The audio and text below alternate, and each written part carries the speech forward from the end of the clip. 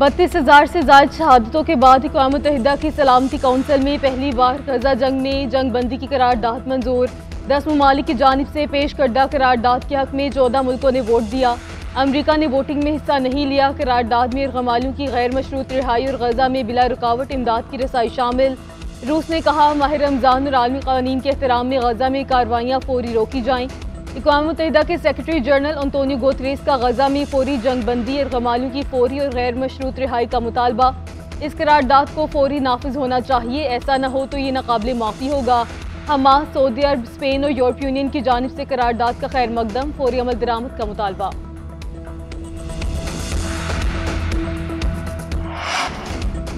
पाकिस्तान का गजा में फौरी जंगबंदी की करारदाद की मंजूरी का खैर मकदम। तर्जुमान दफ्तर कारजा का कहना है सलामती काउंसिल की करारदाद पर फौरी अमल दरामद करा लिया जाए। उम्मीद है इसराइल के वहशियाना हमले बंद और मुस्तकिल जंगबंदी को यकीनी बनाया जा सकेगा। ये इकदाम गजा में मौजूद संगीन इंसानी सूरत-ए-हाल से निपटने में मदद फराहम करेगा। पाकिस्तान जून 1967 से कबल की सरहदों की बुनियाद पर फलस्तीन की खुद मुख्तार रियासत के क़याम की हिमायत जारी रखेगा। फैसलाबाद में गले पर ढोल फिरने से नौजवान आसिफ अशफाक की हलाकत। वज़ीर आला पंजाब मरियम नवाज और नवाज शरीफ मुतासरा खानदान का दुख बांटने आसिफ के घर पहुंचे। आसिफ की हलाकत पर गहरे दुख और अफसोस का इजहार। आसिफ की शादी करनी थी। आसिफ मरहूम की वालिदा हिचकियां लेकर रोने लगी। मरियम नवाज ने आसिफ अशफाक की वालिदा को गले लगाकर तसल्ली दी। नवाज शरीफ की भी मुतासरा फैमिली को तसल्ली। बोले सब मिलकर इस जुर्म को रोकें, खौफनाक वीडियोस देखी नहीं जाती। मरियम नवाज ने कहा पतंगबाजी तफरीह नहीं, खूनी खेल बन चुका। आसिफ अशफाक की दर्दनाक मौत पर पूरे मुआशरे के लिए लम्हा फिक्रिया। धाती तार बनाने, बेचने और खरीदने पर सख्त कानूनी। अवाम पर फिर गैस बम गिराने की तैयारियां।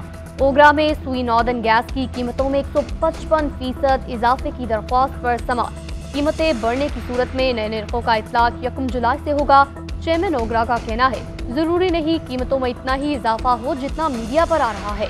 ओगरा सिर्फ सुई नॉर्दर्न की बात नहीं सुनता, समाअत मुकम्मल करके तमाम पहलुओं का जायजा लेंगे।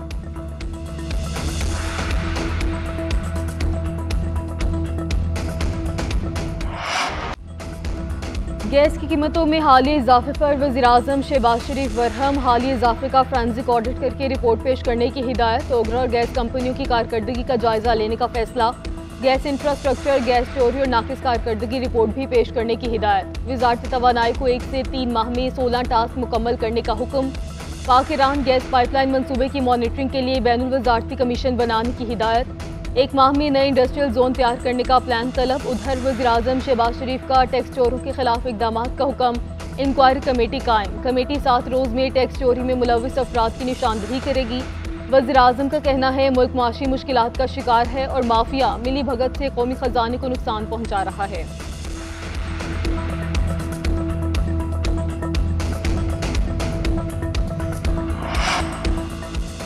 PIA की बोर्ड ऑफ गवर्नर की निजकारी के हुकूमती मंसूबे की तौसीक। ज़राए के मुताबिक इजलास में निजकारी के लिए मालियाती मशरूत की तैयार करदा रिपोर्ट पर ब्रीफिंग दी गई। PIA मुलाजमीन के मुस्तकबिल से मुताल्लिक भी तबादला ख्याल। 4 साल मुद्दत मुलाजमत बाकी रह जाने वाले मुलाजमीन को रिटायर करने और मुलाजमीन की रज़ाकाराना रिटायरमेंट पर गौर किया जाएगा।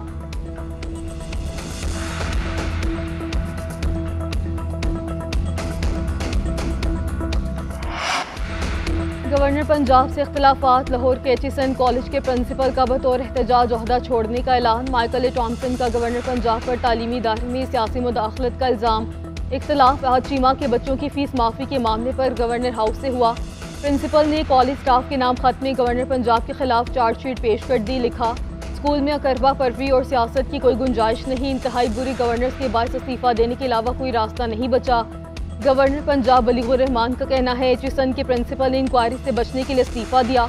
प्रिंसिपल की तनख्वाह 40 लाख रुपए है। 1 साल में 100 से ज़्यादा छुट्टियां करते 40 लाख रुपए तनख्वाह वसूल करने का ऑर्डर शुरू कर दिया है। विफाकी वज़ीर इत्तलात अता तारर का प्रिंसिपल एचिसन से राब्ता।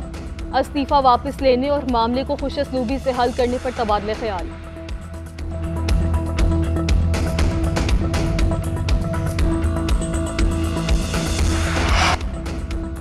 पंजाब असम्बली का हंगामा खेज इजलास। बजट बहस के दौरान हुकूमती और सुन्नी इत्तेहाद काउंसिल के अराकीन में नारेबाजी, एक दूसरे के खिलाफ सख्त जुमलों का तबादला। अपोजिशन बेंचों से नाजेबा इशारे करने पर वज़ीर इत्तलात अज़मा बुखारी और दीगर खवातीन अराकीन का ऐवान से वॉकआउट। जबकि डिप्टी स्पीकर का इंक्वायरी का हुक्म। हुकूमती अराकीन ने बजट को मुतवाज़िन अपोजिशन से एदाद व शुमार का गोरख धंधा करार दे दिया। सुन्नी इत्तेहाद काउंसिल के रुकन एजाज शफी एचएसएन कॉलेज के प्रिंसिपल के इस्तीफे को अफसोसनाक करार दे चुके। कहा, ब्यूरोक्रेट के बच्चों की फीस माफ करवाने के लिए तारीखी तालीमी इदारों को तबाह किया जा रहा है। इजलास आज सुबह 10 बजे तक मुलतवी। तहरीक इंसाफ का मुस्लिम लीग नून के रहनुमाओं राना सनाउल्लाह और मरियम औरंगजेब के खिलाफ मुकदमा दर्ज करवाने का फैसला। मुकदमा दर्ज न होने पर अडयाला जेल के सामने धरना देने का ऐलान। तर्जुमान पीटीआई रऊफ हसन की कोर कमेटी इजलास के बाद मीडिया को ब्रीफिंग। कहा, पुलिस ने राना सनाउल्लाह के खिलाफ मुकदमा दर्ज नहीं किया। अगर पुलिस हटदर्मी पे कायम रही तो अदालत से रुजू किया जाएगा। बानी चेयरमैन के केसेस पर समातें सुस्त रवि का शिकार है। पीटीआई कोर कमेटी का chief justice Islamabad high court पर अदम एतमाद का इजहार। बानी चेयरमैन के केसेस से अलग होने का मुतालबा।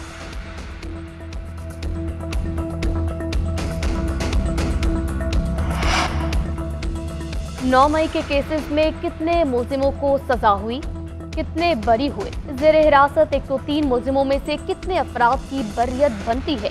अटॉर्नी जनरल से तफसीलात तलब। सुप्रीम कोर्ट का फौजी अदालतों में महफूजशुदा फैसलों की समरी पेश करने का हुक्म। सुप्रीम कोर्ट में फौजी अदालतों में सिविलेंस के ट्रायल के खिलाफ समाअत। अटॉर्नी जनरल ने कहा, सुप्रीम कोर्ट के हुक्म इम्तना की वजह से बरियत के फैसले नहीं हो सके। वकील सलमान अकरम राजा ने दलाइल दिए, बरियत के फैसले पर तो कोई हुक्म इम्तना नहीं था। जस्टिस अमीनुद्दीन खान ने रिमार्क दिए कि जो मुल्जिमान बरी हो सकते हैं उन्हें तो करें, कानूनी लड़ाई चलती रहेगी। जस्टिस मुस्तरद हिलाली ने रिमार्क दिए कि बरियत का फैसला मानने का मतलब तो फौजी अदालतों का इख्तियार समाअत तस्लीम करना होगा। फैसल सिद्दीकी की अदालती कार्रवाई बराह रास्त नशर करने की अपील। खैबर पख्तूनख्वा हुकूमत की फैसले के खिलाफ दरख्वास्त वापस लेने की सदा। जस्टिस रिटायर्ड जवाद अवैस ख्वाजा के वकील ख्वाजा अहमद हुसैन का बेंच के साइज पर एतराज।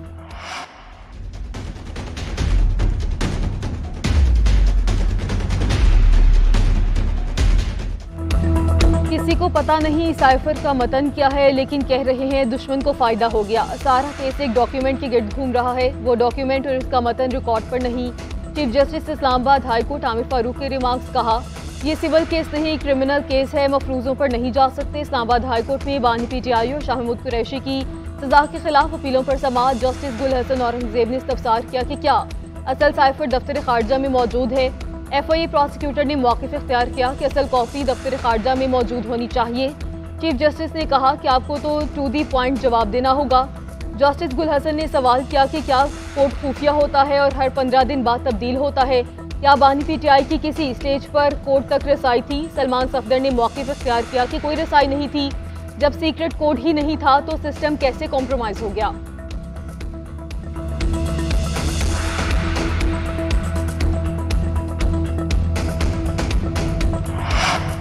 तहरीक इंसाफ के रहनुमा मुराद सईद को बड़ा रिलीफ। सेनेट इलेक्शन लड़ने की इजाजत मिल गई। पेशावर के इलेक्शन ट्रिब्यूनल ने फैसला सुना दिया। आजम सवाती और खुरम ज़ीशान भी सेनेट इलेक्शन के लिए अहल करा। कागजात नामजदगी मंजूर कर दिए गए। आजम सवाती का कहना है, सेनेट में आवाम के हक और सच की बात होगी। मुल्क इस तरह नहीं चल सकता। हमने मुल्क में कानून की हुक्मरानी को यकीनी बनाना है। बदला लेने के बजाय पाकिस्तान की शनाख्त पैदा करने की कोशिश करेंगे। उधर एमक्यूएम के रहनुमा नजीब हारून की सेनेट इलेक्शन में हिस्सा लेने की अपील मंजूर।